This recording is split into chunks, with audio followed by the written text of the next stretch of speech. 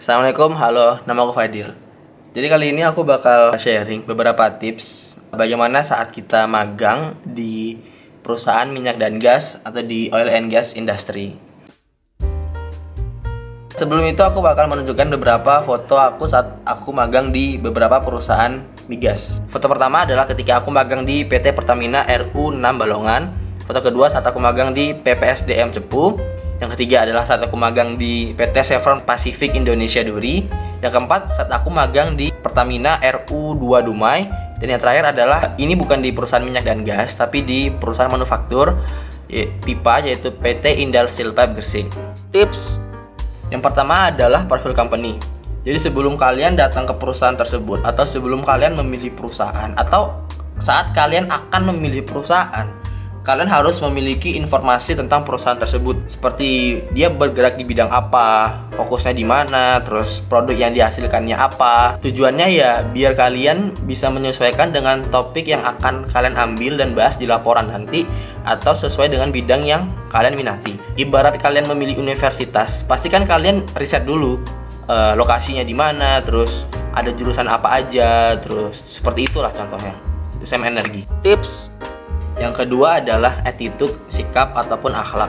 Ketika kita datang ke suatu perusahaan, itu berarti anggapannya kita adalah interpretasi dari kampus kita. Apa-apa yang dilihat perusahaan di diri kita, baik ataupun buruk, itu mewakili kampus kita. Simpelnya adalah kita ini tafsiran dari kampus kita gitu. Nah, ini yang kurang disadari oleh teman-teman yang sedang magang. Selain kita mempunyai tanggung jawab laporan tertulis, kita juga mempunyai tanggung jawab menjaga nama baik kampus ataupun diri sendiri. Itu yang kedua. Tips ketiga adalah tugas. Kadang pembimbing lapangan kita itu ngasih kita tugas di luar topik yang kita ambil. Biasanya tugas itu tuh adalah proyeknya perusahaan atau pembimbing lapangan kita membutuhkan bantuan kita untuk menyelesaikan proyeknya, dan itu kita ambil aja dan kita kerjain. Kadang ya biasanya anak magang itu kalau dikasih tugas di luar topik yang diambil, mereka suka beralasan, maaf pak, ini belum pernah kami pelajari di kampus, jadi nggak bisa. Sudah hilang kesempatan mas kalian. Kenapa ya?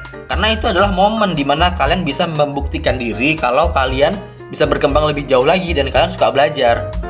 Jadi jawaban yang tepat adalah, baik pak, akan saya cari tahu dulu, atau baik pak, akan saya coba, sambil kalian berkonsultasi jika ada yang tidak paham. Tips yang keempat adalah koneksi. Koneksi adalah suatu privilege atau hak istimewa.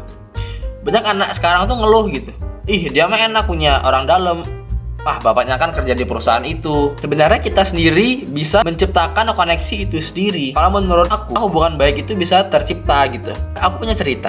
Oke.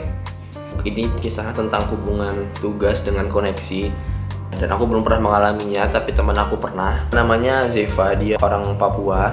Kebetulan kami satu jurusan. Bedanya dia di konsentrasi rotating equipment, sedangkan aku di stationary equipment. Jadi pada saat tingkat 3, si Zeva ini pernah PKL di perusahaan minyak dan gas di bagian hulu tepatnya. Jadi pada saat di sana Zeva memiliki pembimbing lapangan, kita sebut saja namanya Pak Joko. Jadi Pak Joko ini memberikan Zeva tugas, dan itu berkaitan dengan pipa, yang mana itu adalah di luar dari konsentrasinya dia. Ya mau nggak mau Zeva menerima tugas tersebut, dan singkat cerita Zeva pun menyelesaikan tugas itu, dan pembimbing lapangannya merasa puas dengan yang dikerjakan oleh Zeva.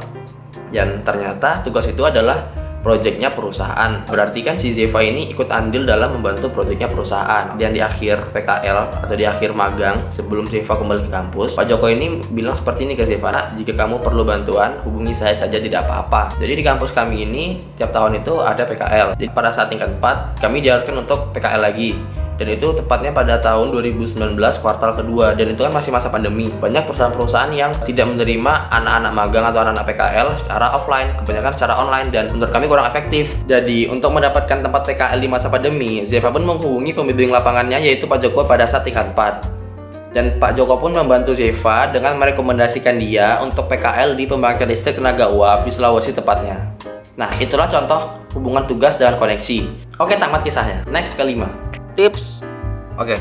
Jadi yang kelima adalah safety. Di oil and gas itu high risk, sangat-sangat high risk. Jadi di hari pertama kalian magang atau hari kedua, itu pasti ada yang namanya safety induction atau penyuluhan tentang keamanan. Isi dari safety induction itu kurang lebih adalah mengenai titik evakuasi di mana, terus alat pelindung diri yang wajib dipakai apa, dan hal-hal yang boleh dan tidak boleh dilakukan di perusahaan itu apa. Kalian harus memperhatikan saat sesi safety induction, jangan pernah menyepelekan itu, karena itu adalah bekal keselamatan kalian selama magang. Kalau emang kalian menyepelekan itu, ya siap-siap aja ditegur oleh pihak HSE gitu. Karena aku punya pengalaman ditegur HSE itu nggak enak gitu, karena teguran itu sangat keras. Karena emang karakter HSE itu dibuat keras gitu. Dan jangan sampai kalian merugikan perusahaan gara-gara kalian tidak memperhatikan atau tidak mengindahkan dari safety induction. Conclusion. Oke, jadi kesimpulannya adalah kalian harus mempersiapkan diri kalian dengan baik, seperti mencari informasi perusahaan tersebut. Dan saat kalian sudah di sana, kalian dengarkan arahan dan instruksi dari pembimbing lapangan. Terus juga tanya aja sebanyak mungkin saat kalian ada di lapangan, dan coba hal-hal baru dengan mengikuti regulasi yang ada. Dan yang paling penting adalah keselamatan diri kalian. Safety itu paling nomor 1 saat kalian ada di lapangan, apalagi di oil and gas itu sangat high risk. Dan juga jangan lupa tetap jaga komunikasi yang baik dan attitude yang baik dengan perusahaan maupun dengan pembimbing kalian.